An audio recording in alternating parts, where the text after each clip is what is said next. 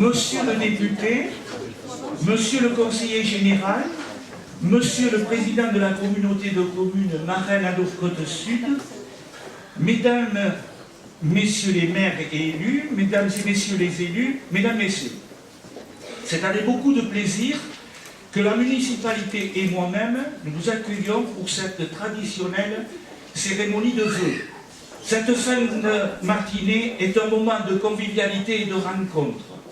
Mais comment ne pas avoir une pensée pour ces malheureux otages morts lors des terribles attentats perpétrés le 7 janvier dernier à Paris, organisés par des fanatiques qui ont violemment attaqué notre République, notre démocratie, notre liberté. Ces moments de rassemblement qui ont eu lieu en France et dans le monde ont montré que toutes les populations étaient attachées à ces valeurs de liberté, de fraternité et d'égalité. Plus que jamais, nous devons être unis et déterminés face à ceux qui ont décidé de tels actes de barbarie délibérément, froidement. Ils poursuivent un but d'une lâcheté extrême. Mes collègues élus ont également rendu un poignant hommage. Je pense notamment lors des vœux de la communauté de communes à Éric Kérouche qui est derrière moi. Je pense également à monsieur le député lors de la cérémonie des vœux à la Benne. Je vous remercie d'être venus nombreux à cette cérémonie et plus particulièrement aux nouveaux résidents en leur rappelant que Tos est un village où il fait bon vivre. J'ai modifié un petit peu, que actuellement j'ai dit que c'était le plus beau village, donc par rapport aux élus, je vais rester un petit peu plus modeste. Cette heureuse tradition me fait d'autant plus de plaisir qu'elle réunit les forces vives de notre village. Le dynamisme d'une commune se mesure également au dynamisme de ses associations. Et la vie associative ici à Tos est d'une grande richesse, de par la diversité des activités proposées, que ce soit dans le domaine social, culturel et sportif.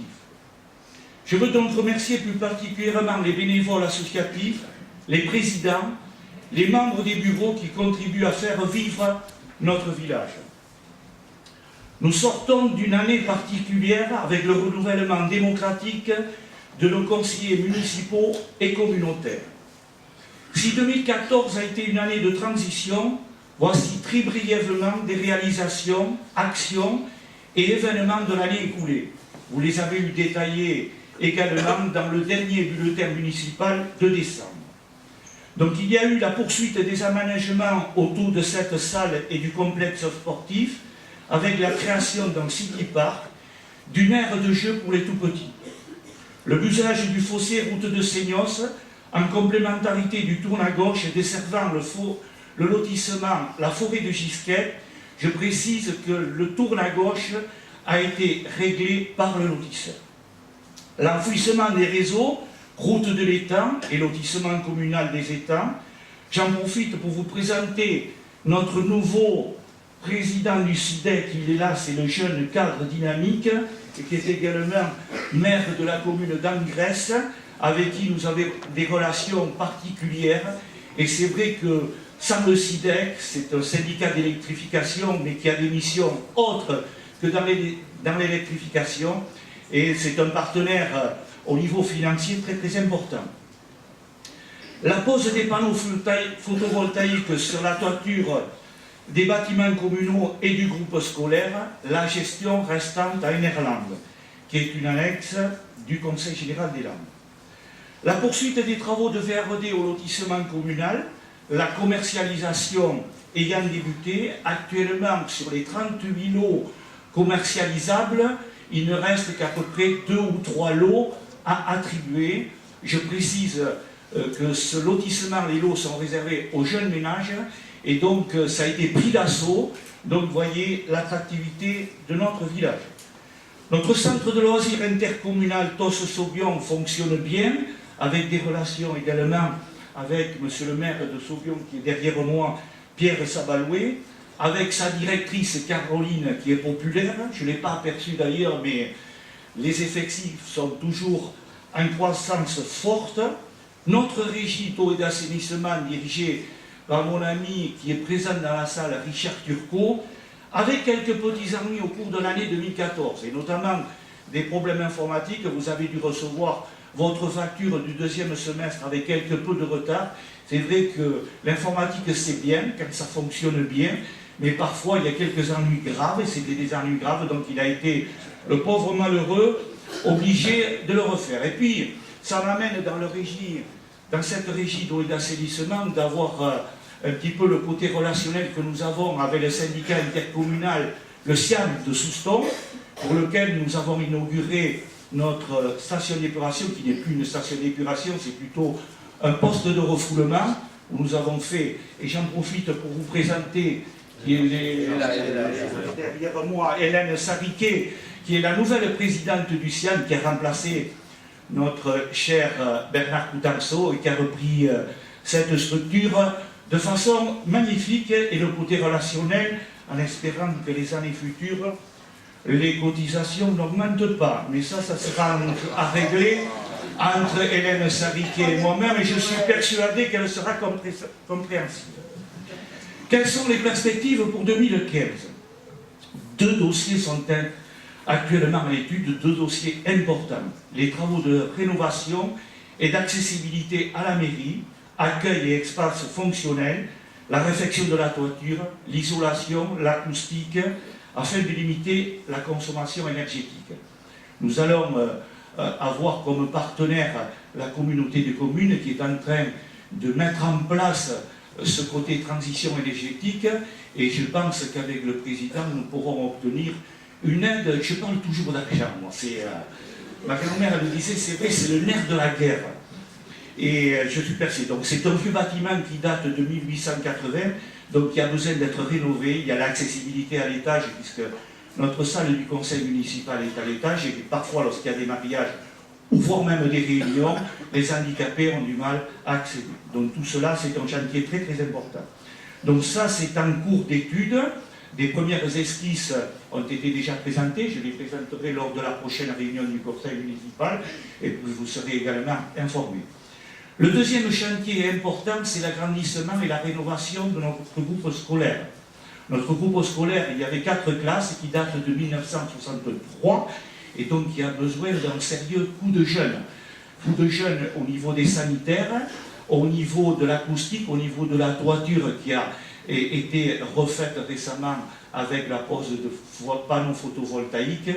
Et donc nous sommes actuellement en train, là également des esquisses ont été présentées au conseil municipal, mais également au corps enseignant, afin de réaliser ces bâtiments qui sont fonctionnels et surtout adaptés, parce que c'est important de ne pas le faire chacun de son côté au niveau du conseillement, et de prendre des renseignements auprès du corps enseignant. Il y aura également une classe supplémentaire qui sera créée, également une bibliothèque à l'intérieur, et puis des sanitaires adaptés pour l'accessibilité.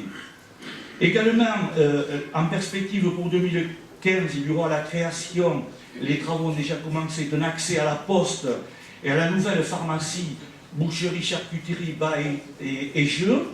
Un parking sera créé. Actuellement, il y a des travaux de pelle mécanique, c'est surtout le côté assainissement et eau potable. Également, on en profite pour faire un éclairage. Donc, il y aura un accès mutualisé. D'un côté, vous irez à la poste, ou de l'autre côté, vous irez à la pharmacie ou à la boucherie charcuterie.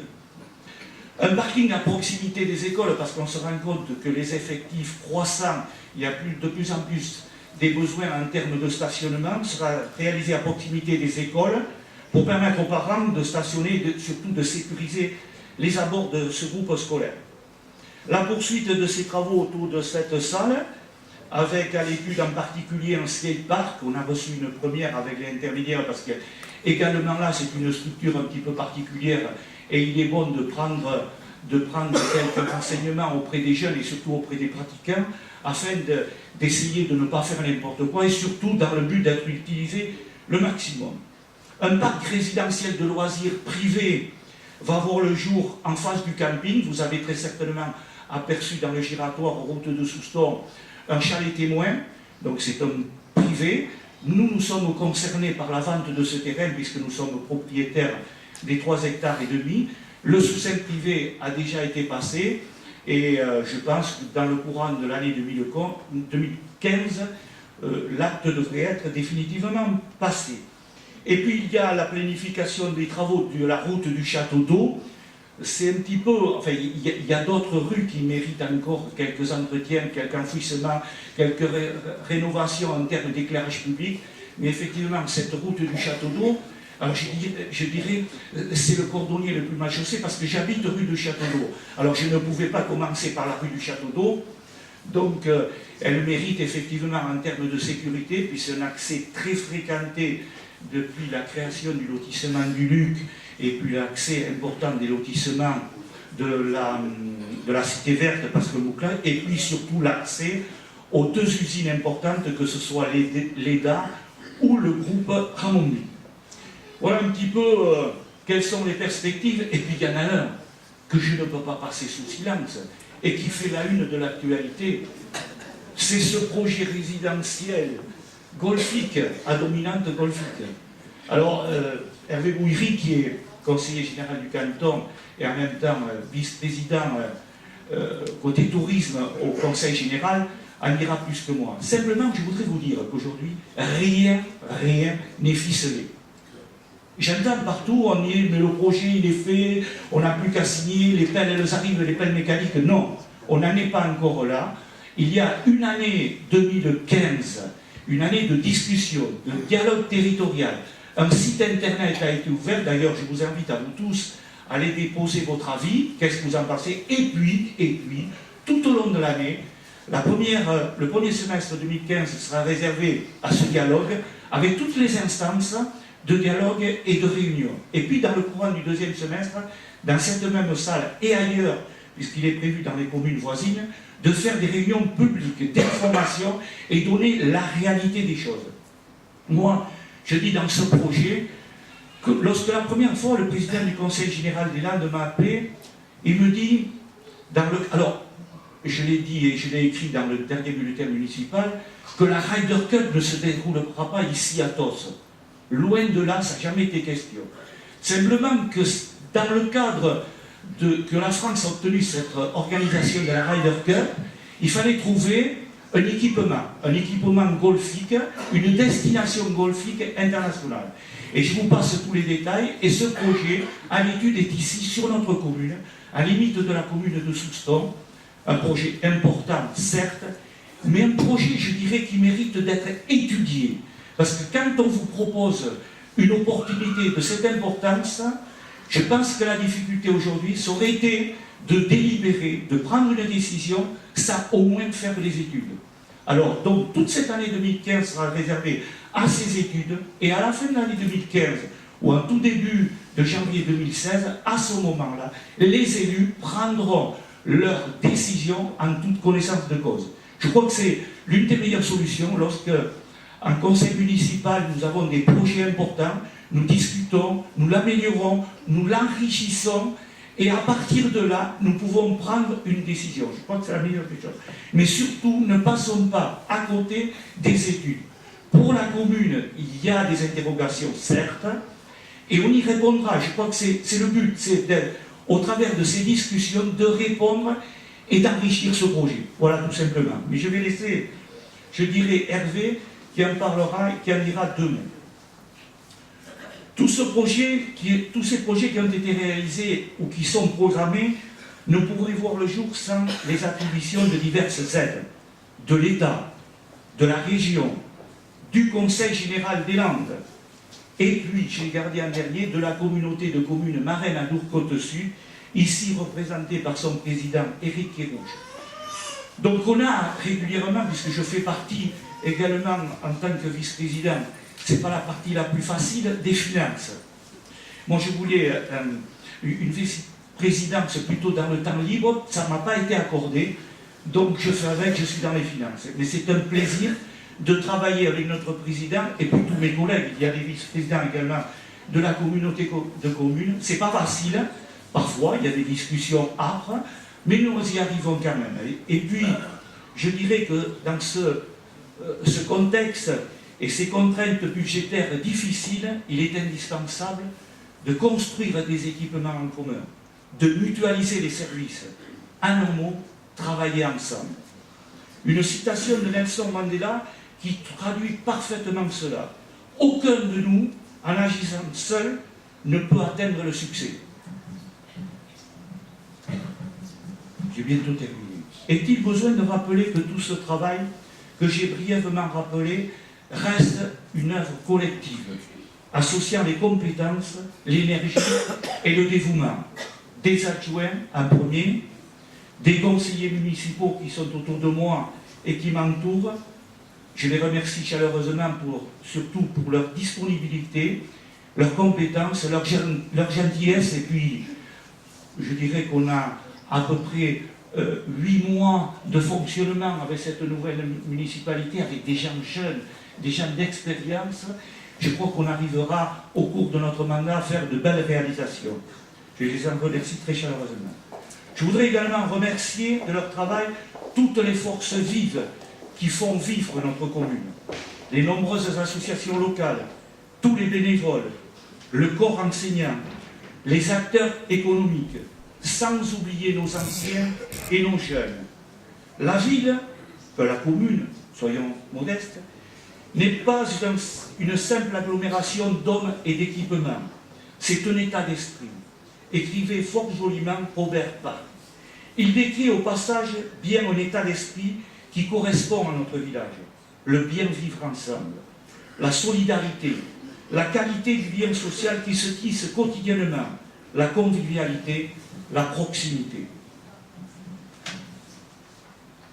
Je souhaite avoir une pensée particulière pour les plus démunis, celles et ceux qui souffrent, les administrés et amis qui nous ont quittés récemment. Et avant de terminer, permettez-moi de formuler 2 vœux. Que la morosité, le pessimisme fassent place à l'optimisme. Que nous réalisions ensemble de beaux projets pour notre magnifique territoire qui, certes, ne manque pas d'atouts. L'essor du secteur économique, de celui de l'emploi, je n'ai pas parlé tout à l'heure dans le projet Golfique, c'est quelque chose qui est important. Et nous, élus, nous devons initier des projets dans le cadre de création d'emplois, de celui de l'emploi. Un niveau de qualité important de services publics, la tranquillité publique, l'accès aux droits fondamentaux, le renforcement de la démocratie locale, la préservation de notre environnement et notre identité figurent parmi nos priorités. L'équipe municipale et le personnel communal se joignent à moi pour vous souhaiter une très belle année 2015. Une année d'épanouissement dans votre vie professionnelle, personnelle, associative, culturelle ou sportive, avec en priorité, bien entendu, la santé. Je vous remercie.